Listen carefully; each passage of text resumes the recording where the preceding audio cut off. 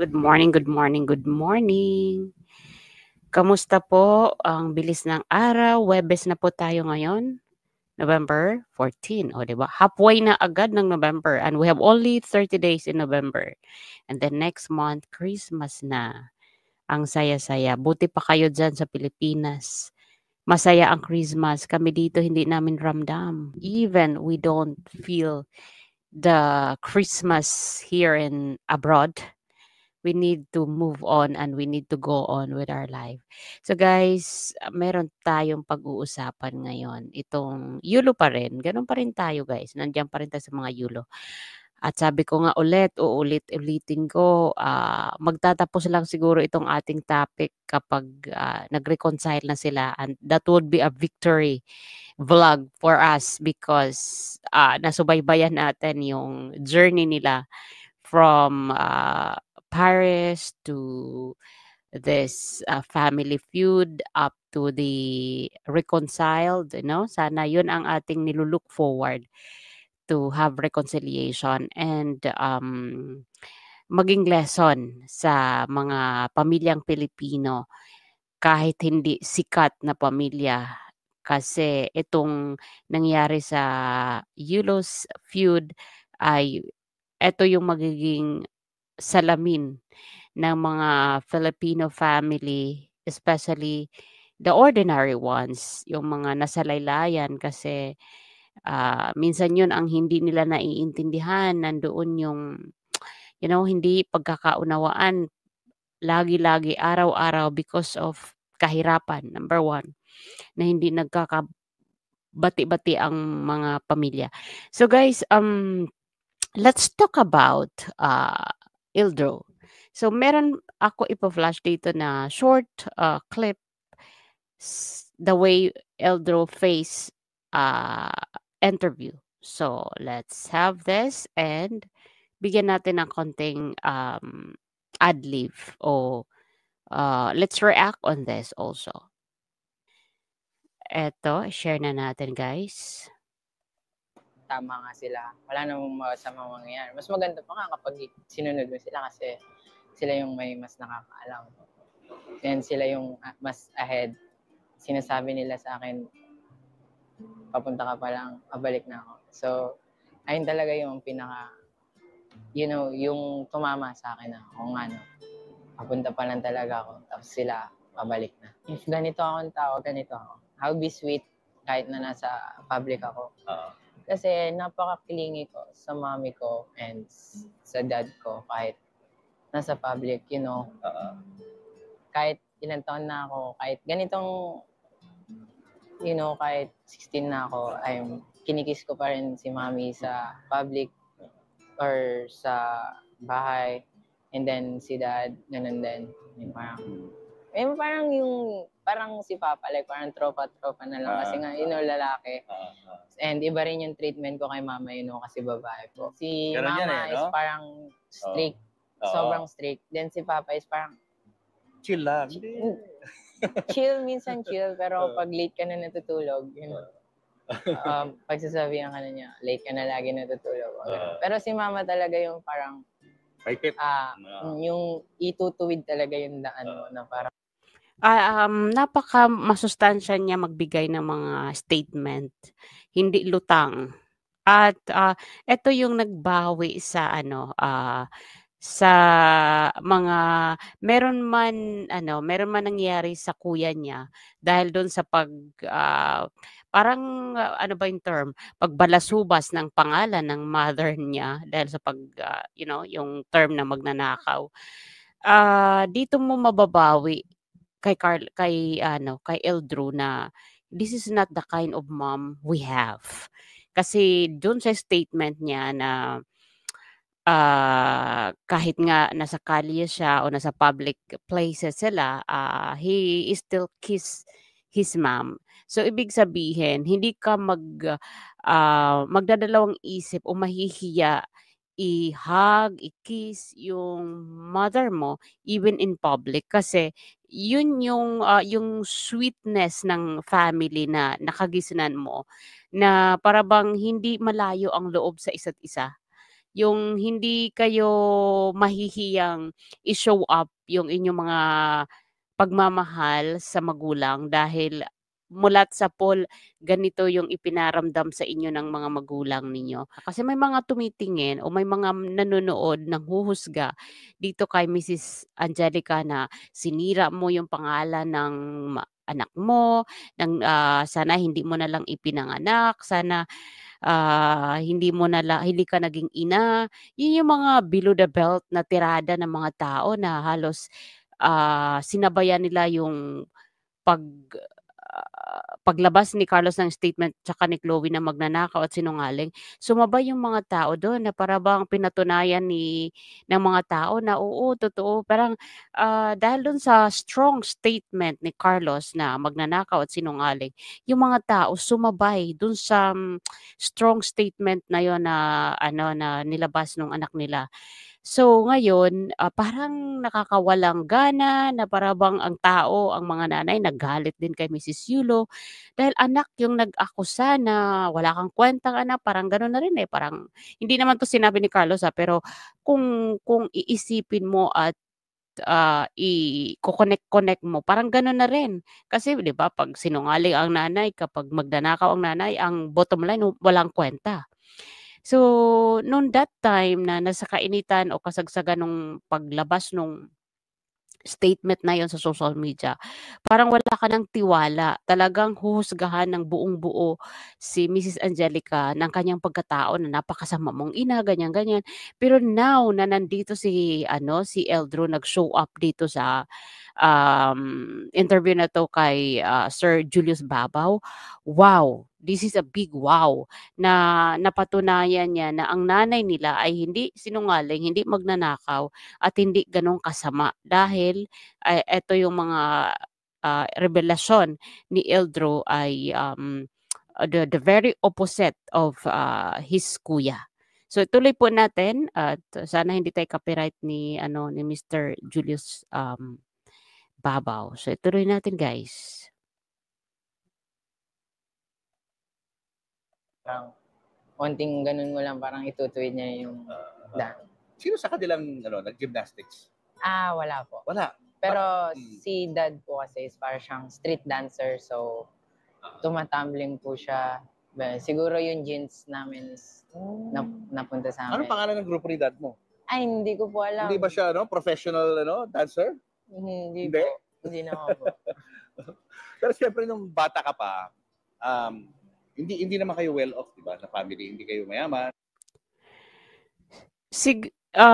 Siguro yung sinasabi niyang tumatumbling o dancer yung tatay niya. Uso kasi noon yung mga ano ba nauso noon yung mga sayaw na ang kamay ang pinapagalaw sa floor and then iikot yung katawan sa ere.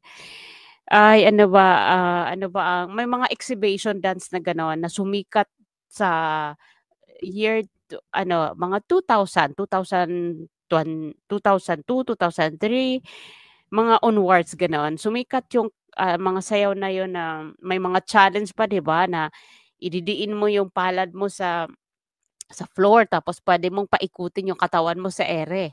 So, kasi ang pinsan ko si Otel ay magaling diyan, breakdance, ayan.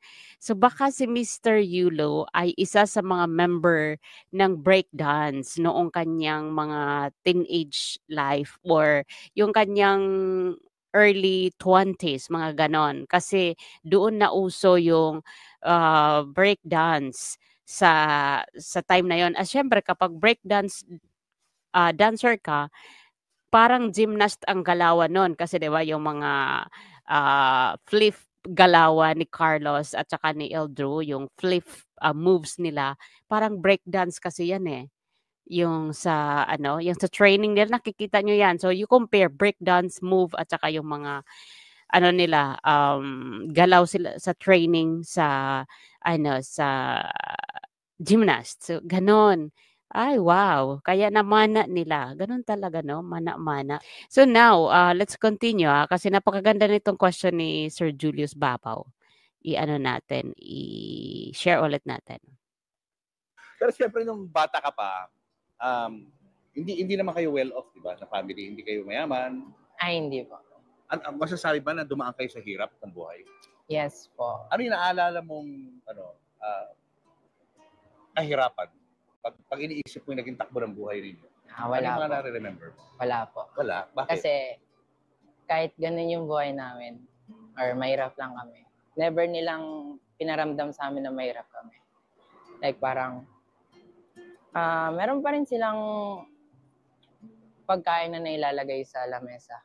Like masasarap, like adobo, mga sinigang, mga favorites namin. Mga ganun, kahit ganun lang yung estado namin sa buhay, never pa rin nilang pinaranas na sa amin na kumain ng asin, ng toyo.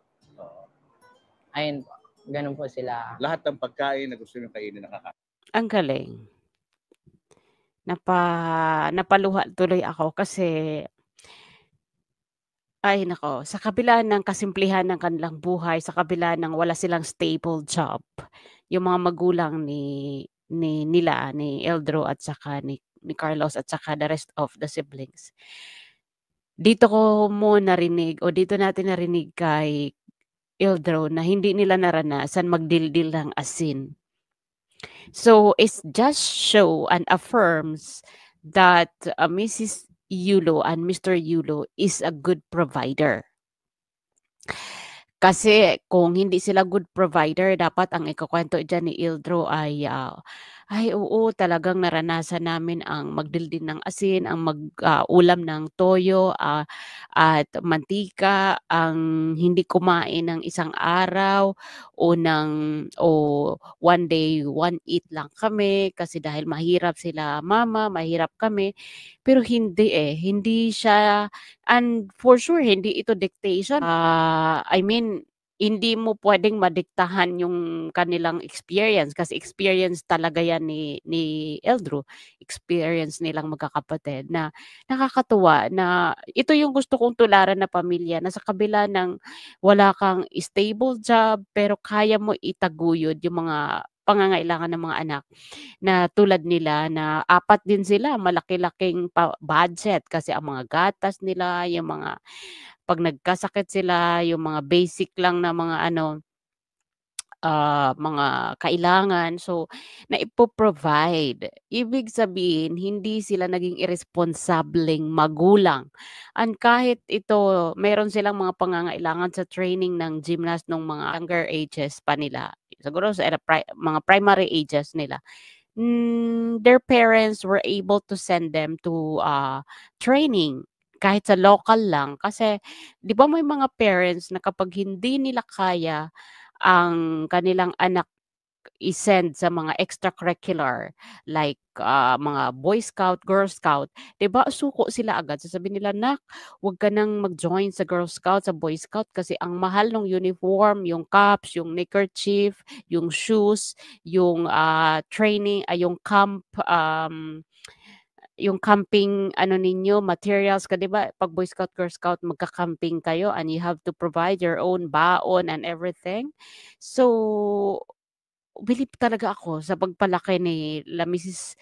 Yulo at Mr. Yulo sa mga anak nila dahil dito mo masasabi na this is not scripted kasi eto yung revelasyon ni Eldro ay hindi sila nakaranas ng walang naihain sa lamesa. So let's continue.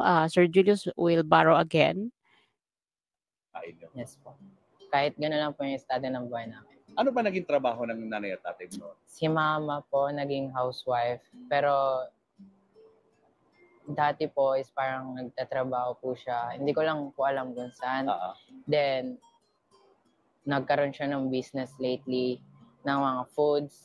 Then, hanggat sa lumago, naging foods, naging clothing, naging reseller.